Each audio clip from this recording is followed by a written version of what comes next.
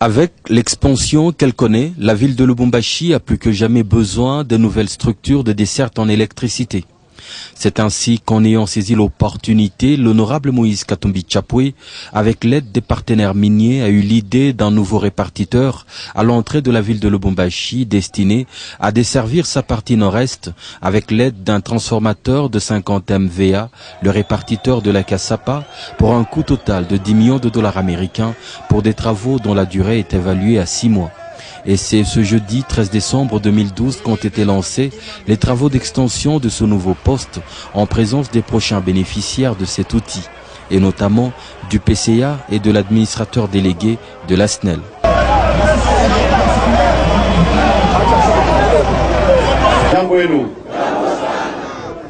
Tulienda kuma election mulivote chef de l'État. Jo pale tuko nafanya nguvu ya kusema bantu bote huku tunaenda kumbele bapate moto. Atuyakuyaka na sous station munene ya privé, et donc ya bantu ya population sai batayenga hapa. Inafia kupikia PCA ade wasnel, aksanti sana, surtout na ba minier. Parce que ba minier jo bana financer ikaji mbapike mbele mikono ba minier. Ba minier bataweka hapa 10 millions de dollars. Na franga isha kwanza kutoka. Kama unaangalia kumkongo kule, basha kwanza isha kwa matravo, jua kusema transforma wewe mbalabale unafanya nini? Iko nakuya. Sana sana sana. Hii mambo ya moto tunafurahi sana baba gouverneur. Si yeye tutampatia. Mungu amubariki. Amubariki sana. Hatuna kuwa na hayo moto haina ama humu mukrai kuwaki imo.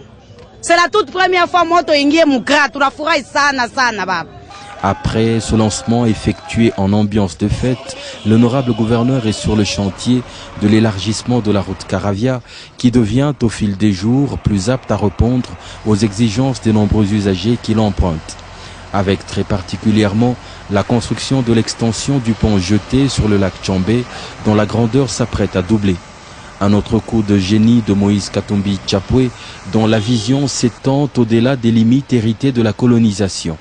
C'est justement cette singulière capacité de sortir des sentiers battus qui font du premier gouverneur élu de la province du Katanga un politicien qui boxe dans une autre catégorie.